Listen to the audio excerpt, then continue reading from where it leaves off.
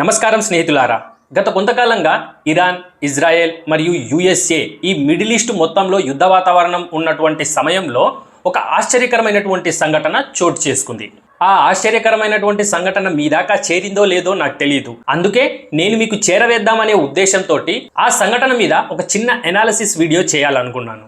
మొదటగా ఆ సంఘటన ఏంటో చూద్దాం. ఈ ఇజ్రాయెల్, ఇరాన్ మరియు యుఎస్ఏ ఈ మిడిల్ ఈస్ట్ మొత్తంలో ఈ యుద్ధ వాతావరణంలో ఉన్నటువంటి తరుణంలో అమెరికా దేశానికి సంబంధించినటువంటి డిపార్ట్మెంట్ ఆఫ్ వార్ అంటారు. డిపార్ట్మెంట్ ఆఫ్ వార్ అంటే ఇది వరకు దీని పేరు డిపార్ట్మెంట్ ఆఫ్ డిఫెన్స్ గా ఉండేది. కానీ ఎప్పుడైతే మన ట్రంప్ గారు వచ్చారో దీన్ని డిపార్ట్మెంట్ ఆఫ్ వార్ గా మార్చేశారు. ట్రంప్ గారి గురించి మీ అందరికీ తెలిసిందే కదా, మావ ఏ పట్టానా దేన్ని వదలడు.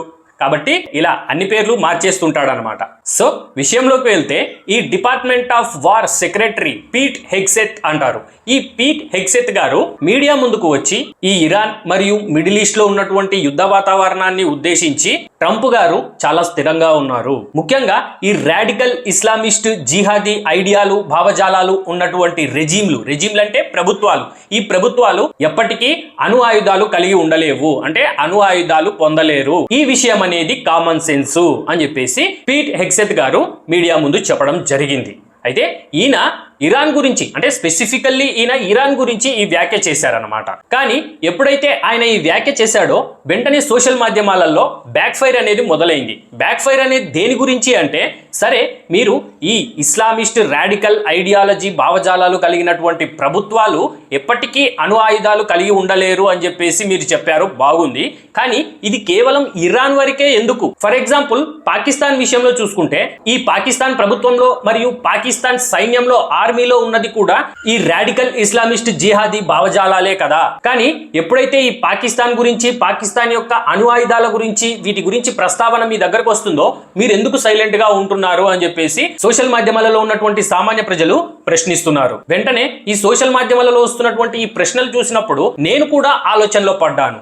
నిజమే కదా, ఈ రాడికల్ ఇస్లామిస్ట్ జిహాదీ భావజాలంతో ఉన్నటువంటి ప్రభుత్వాలు, దేశాలు ఎప్పటికీ అణు అస్త్రాలు, అణు ఆయుధాలు కలిగి ఉండలేరు అని చెప్పేసి పీట్ హెగ్సెత్ గారు చెప్తున్నారు. మరి పాకిస్తాన్ దగ్గర ఇంకా ఎందుకు ఈ అణు ఆయుధాలు ఉన్నాయి? అంతేకాకుండా 2019కి ముందు, అంటే మన డొనాల్డ్ ట్రంప్ గారి మొదటి టర్మ్ లో ఆయన పాకిస్తాన్ గురించి చాలా రకాలైనటువంటి ఘాటు వ్యాఖ్యలు చేశారు. అలానే గడిచిన కొన్ని సంవత్సరాల క్రితము ఇజ్రాయెల్ కి సంబంధించినటువంటి అధ్యక్షుడు బెంజమిన్ నెతన్యాహు గారు కూడా ఒక ఇంటర్వ్యూలో మా లక్ష్యం ఏంటంటే ఈ రాడికల్ ఇస్లామిస్ట్ జిహాదీ ఐడియాలజీలు ఉన్నటువంటి ప్రభుత్వాలు అణు ఆయుధాలను పొందకుండా చూసుకోవడమే. ఆ లిస్ట్ లో మొదటగా ఇరాన్ ఉంటుంది, అంటే ఇరాన్ ఎప్పటికీ అణు అస్త్రాలు, అణు ఆయుధాలు పొందకుండా చూసుకుంటాము.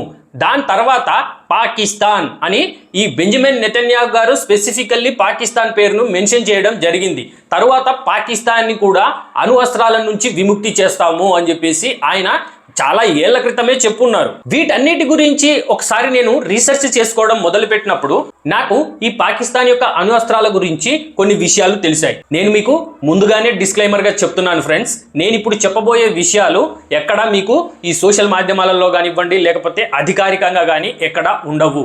నేను చెప్పేది కేవలము నా విశ్లేషణ మాత్రమే. నేను ఓపెన్ సోర్స్ లో, పబ్లిక్ డొమైన్ లో ఉన్నటువంటి వార్తలను తీసుకొచ్చుకొని వాటిని డాట్స్ కనెక్ట్ చేసుకొని నాకు అనిపించిన విషయాలు మాత్రమే నేను ఇక్కడ చెప్తున్నాను. ఇది ఎక్కడ అధికారికమైనటువంటి డేటా కాదు, అఫీషియల్ డేటా కూడా కాదు. ఈ విషయం మీరు బాగా గుర్తుపెట్టుకోండి.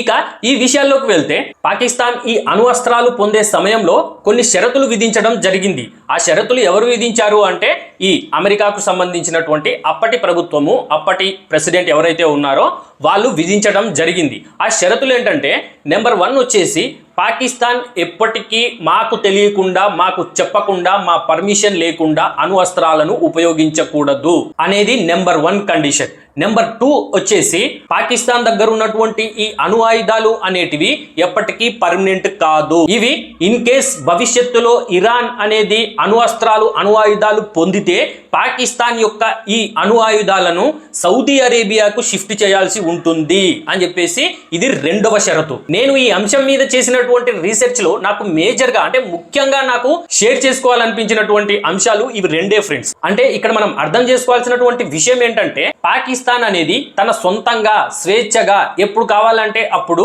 ఈ అణు ఆయుధాలను ఉపయోగించే స్వేచ్ఛ అనేది పాకిస్తాన్కి లేదు. ఒకవేళ ఇన్ కేస్ భవిష్యత్తులో ఎప్పుడైనా అణు ఆయుధాలు ఉపయోగించాలి అనుకుంటే ఖచ్చితంగా అమెరికా యొక్క పర్మిషన్ తీసుకోవాలి. అంతేకాకుండా ఈ పాకిస్తాన్ కి సంబంధించినటువంటి అణు ఆయుధాలు ఈ సౌదీ అరేబియాకు షిఫ్ట్ చేసే విషయంలో కూడా ఈ మధ్య కొత్తగా సోషల్ మీడియాలలో వస్తున్నటువంటి వార్తలు ఏంటంటే సౌదీ అరేబియాలో కూడా కొండ ప్రాంతాల్లో ఈ అణు అస్త్రాలు మరియు అణు పరీక్షలు నిర్వహించడానికి ఈ బంకర్లు ఇవి ఉంటాయి కదా, ఇవి నిర్మిస్తున్నట్టు సోషల్ మాధ్యమాలలో కూడా వార్తలు వస్తున్నాయి. అవి ఎంతవరకు నిజము ఎంతవరకు అబద్ధము అనేసి మనకైతే తెలియదు. సో ప్రస్తుతము American department of war secretary Pete Hegseth గారు రాడికల్ ఇస్లామిస్ట్ ఐడియాలజీ ఉన్నటువంటి ప్రభుత్వాలు అణు అస్త్రాలను అణు ఆయుధాలను పొందలేవు అని చెప్పేసి ఆయన చెప్పడం, దాంట్లో పాకిస్తాన్ ని మెన్షన్ చేయకపోవడంలో నేను చేసిన రీసెర్చ్ లో బయటపడ్డ విషయాలకు డాట్లు కనెక్ట్ చేసుకుంటే నాకు కొంచెం లాజికల్ గా అనిపించింది. నేను మీకు మళ్ళీ చెప్తున్నాను ఫ్రెండ్స్, నేను చేసినటువంటి రీసెర్చ్ లో నాకు బయటపడ్డటువంటి విషయాలు, నేను చెప్పిన విషయాలు అనేటివి పూర్తిగా ఒక కన్స్పిరసీ థియరీ లాగానే మాత్రమే చూడండి. ఇది ఏ అధికారిక డేటా కాదు, ఇది ఏ కన్ఫర్మ్డ్ న్యూస్ కాదు. సో ఈ వీడియోలో చెప్పినటువంటి అంశాల మీద మీ అభిప్రాయం ఎలా ఉంది ఫ్రెండ్స్? మీ అభిప్రాయాలను కూడా కింద కామెంట్ సెక్షన్ లో కామెంట్ చేసి నాకు తెలపండి. మీ అభిప్రాయాలు నాతో ఏకీభవిస్తున్నాయా లేదా అనేది నేను కూడా తెలుసుకుంటాను. ఇది ఫ్రెండ్స్ ఈ రోజు నా వీడియో. మీ అందరికీ నచ్చినట్లయితే నా వీడియోని లైక్ చేయండి, షేర్ చేయండి, అలాగే నా వీడియోకి హైప్ ఇవ్వండి. హైప్ ఇస్తే నా వీడియో ఎక్కువ మందికి రీచ్ అవుతుంది. నా ఛానల్ని ఇంకా ఎవరైనా సబ్స్క్రైబ్ చేసుకొని వాళ్ళు ఉంటే సబ్స్క్రైబ్ చేసుకోండి ఫ్రెండ్స్. ఒక మంచి వీడియోతో మళ్ళీ కలుద్దాం.